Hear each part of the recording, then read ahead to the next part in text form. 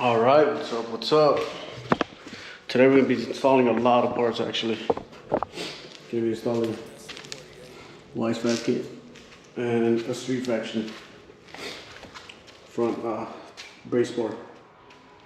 Using this because this actually helps with being making the car more rigid actually. Up front.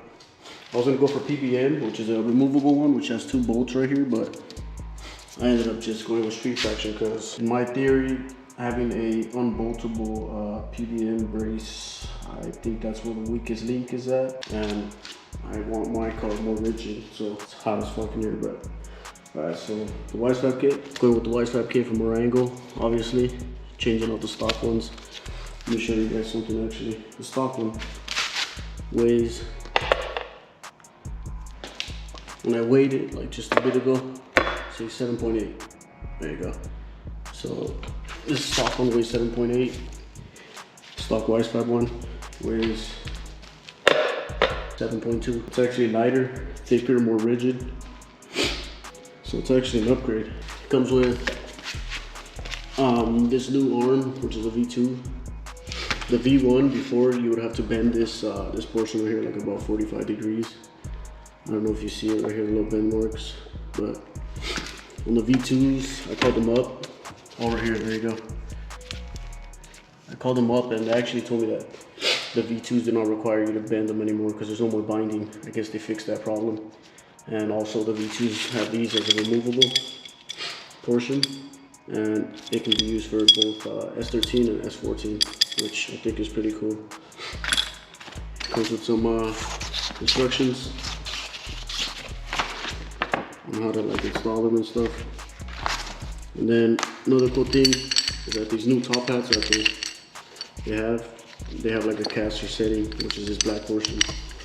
So if you, it's kind of hard to get this, but this little 1/2 inch square right here, when it's in the car, I'll show you guys when I install it, but this basically turns, as you see, it turns this way, and then it changes the caster.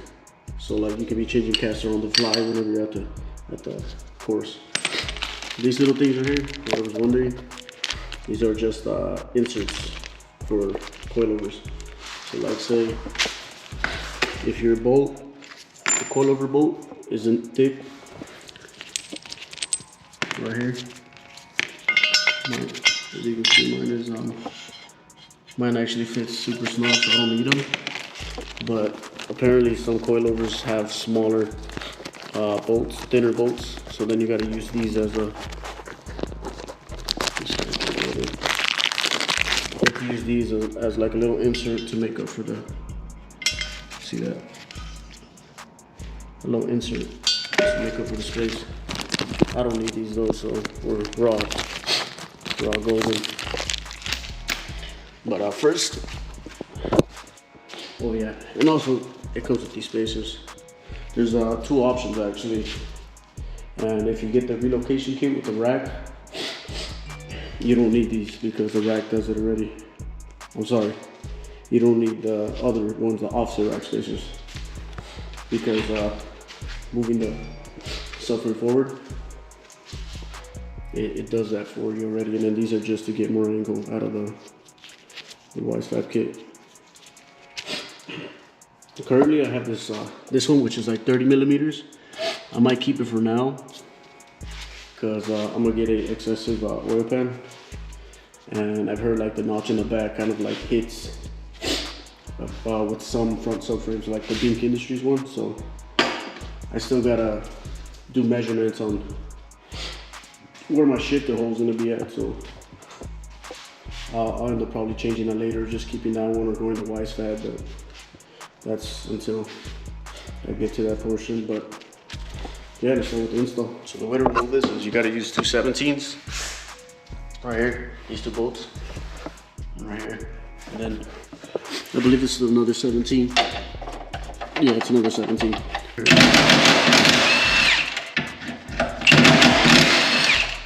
So there's 2 17s right here, 2 17s, 1 14, and then another 14, 2 14s right here, and then the big 17 motor control bolt.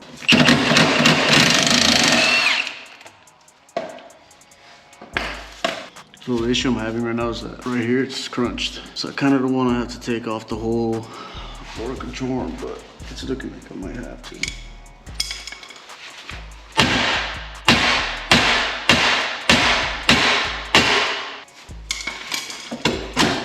There you go.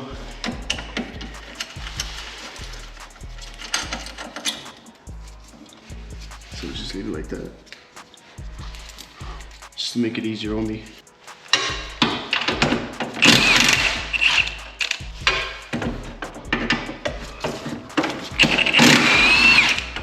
There you go. 14.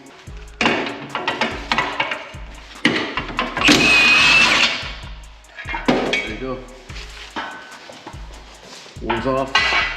As you can see right here, there's no bracing.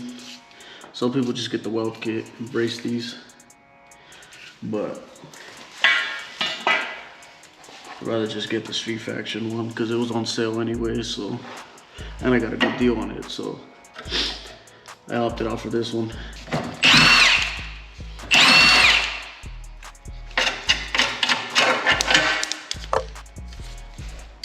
Big bolt.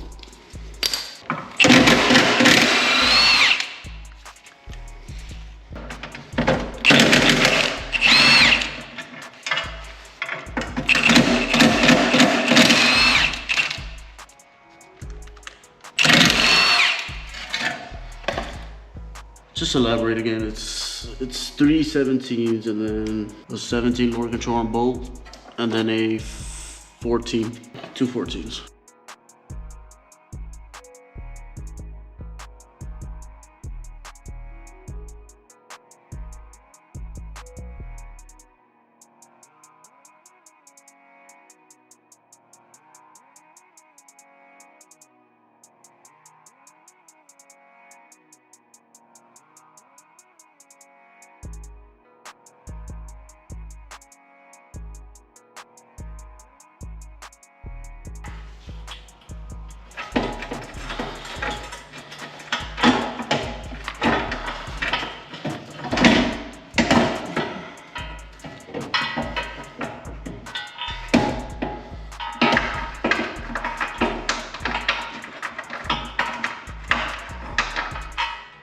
Bruh.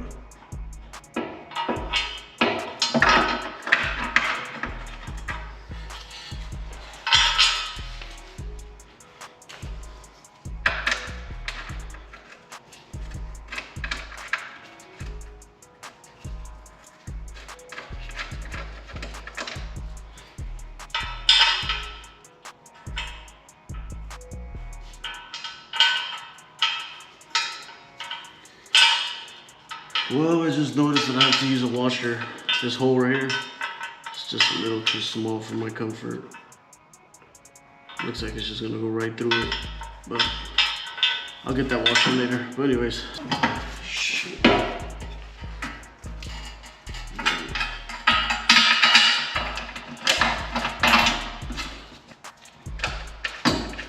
there.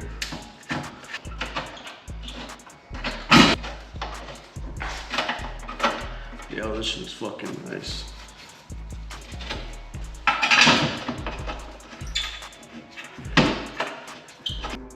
This one right there. It's gonna be a little hard because since now you have this bracing, you can't like just put it with your finger. You gotta like 14 long socket and maybe an extension. Yeah, there you go.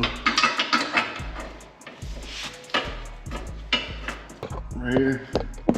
It's not lining up. I gotta kind of like drill it out. Get like a Dremel or something and drill this out, because my guess is when they were welding, I guess it maybe have deformed a bit or something. I'm not too sure, but that's what it's starting to seem like, because look at this portion right there. It just doesn't fit. It's just not lining up right. Since that hole wasn't lining up, I can Dremel it. My only other concern is that now, that means if it isn't lining up, that means that the lower control arm placement is probably not going to be in its proper place either. It's a tungsten bit, so this one's supposed to cut like beautiful through anything.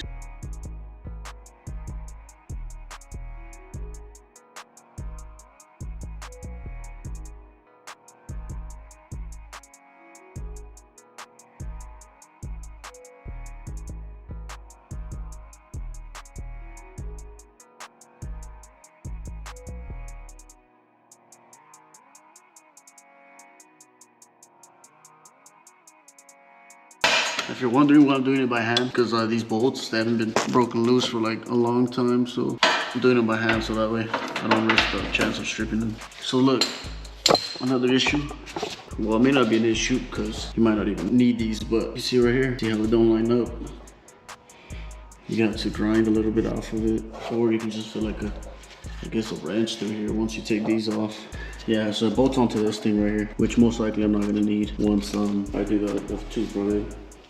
Look at that shit. Welded for more rigidity. PBMs, like I said, you have 2 bolts right here, 2 bolts right here. Makes it removable, which I can see it being cool, but like if you don't really need it to be removable, I'd rather have it welded so that way there's no weak point, I guess you can say. So for the next part, so you put this over it.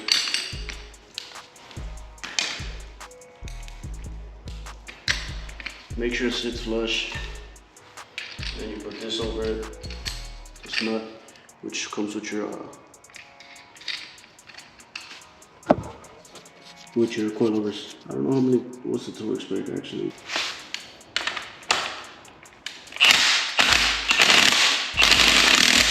So my coilover usually comes with, depending on what coilovers you got. My coilovers came with this little cool cap to put on here. But I noticed that when I install it into this tower, it actually hits under here, like literally here. So I might have to actually make a plate or drill a hole. I'll see once I get my tooth run in, see if I want to do that or not. If it still binds with the cap off, with this cap off, like this how it is now, I might have to drill a hole, but hopefully it doesn't. But most likely I might have to because I want to be able to adjust it, you know, whenever I see fit.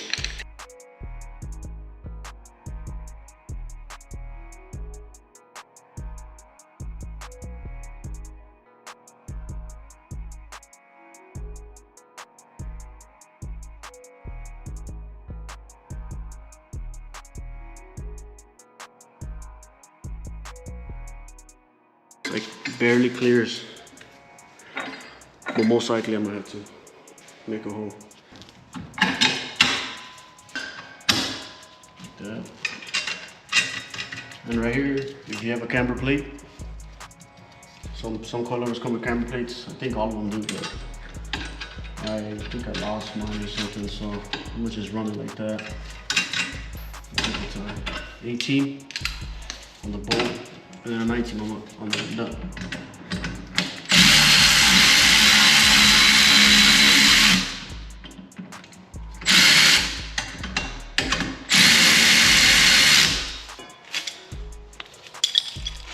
So you see, right here it says S13 or S14. Okay. So this is pretty cool, look. It's kind of adjustable when you just adjust it to where you see fit, which I think is pretty sick. Gives you enough adjustability. So you want to just tuck this in. That's how you know I installed it wrong. Always read the instructions if you don't know how to do it. So looks like, okay, so apparently figured it out in this photo. This weld portion has to be the inside closest to the other arm, so that's exactly what I did. This weld portion closest to the inside of the arm. So now that that's done, just put this in.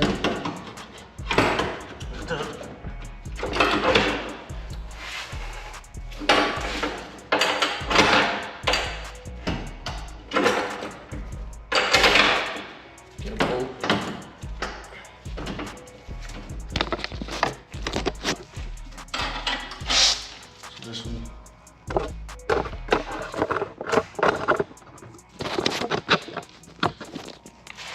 And then you gotta look leave this one in there.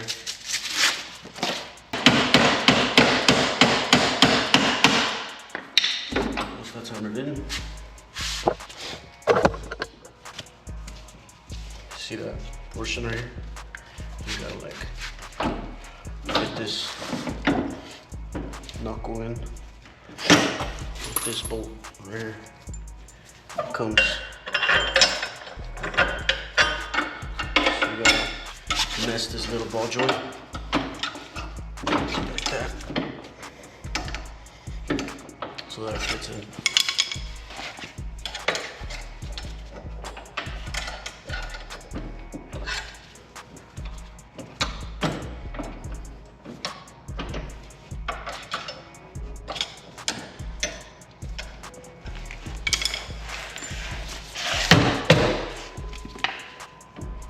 Okay, looks like it's going in.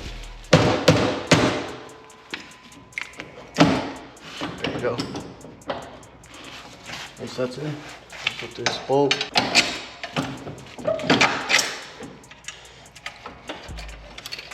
Hoping that it goes in straight, because with this one, it's actually threaded into the knuckle.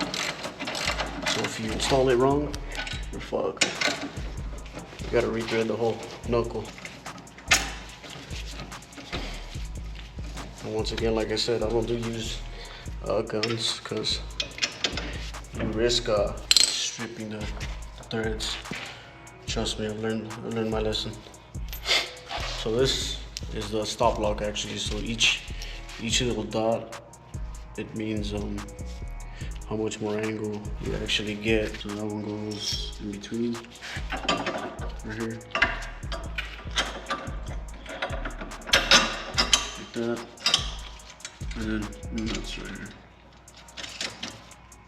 And all the nuts that Wisefab uses are actually lock nuts with like the rubber piece in here, so it prevents them from like unloosening from vibration. So that's actually pretty sick. These I'm gonna just have them inside in between for now. But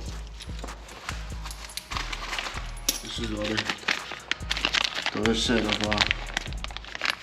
Ackerman's washers. They have like little what's it called? Little spikes. And each spike I believe is like 15 degrees or something like that. But I'm gonna use a 0 for now. And then if I feel like I need to adjust Ackerman later, I'll just do that.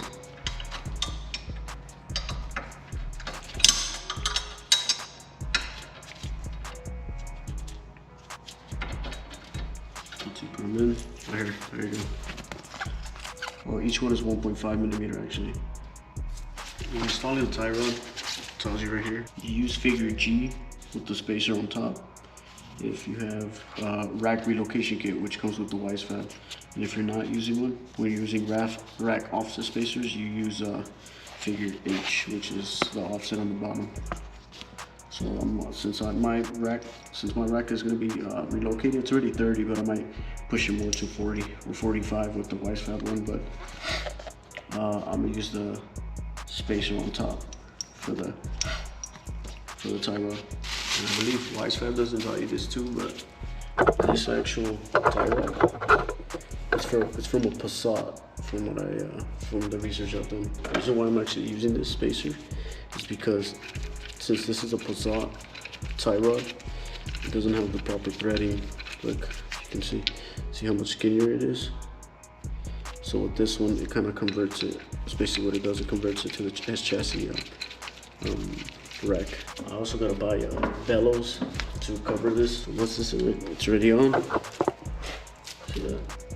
Once it's already on, then this is the tricky part.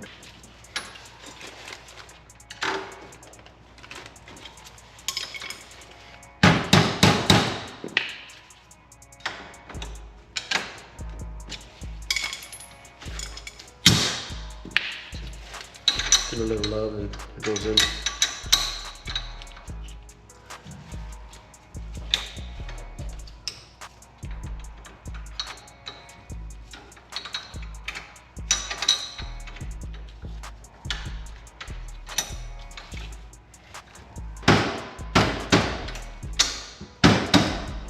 There you go. So this thing was binding on it. It wasn't letting it sit into the little nipples. See the little nipples? It wasn't letting it sit, but now that I hit it, it fits. There you go.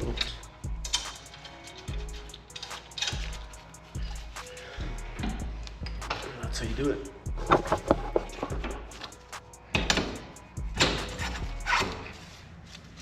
I might keep it. Might keep this little thing here to protect the bearing. Probably am, because I'd rather extend the life of my bearings. So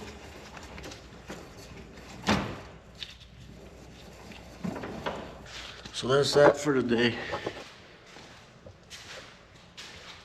I'll make another video on how to do the motors and brakes like I did on this side too. But that's how you do the Wisefab kit. Later.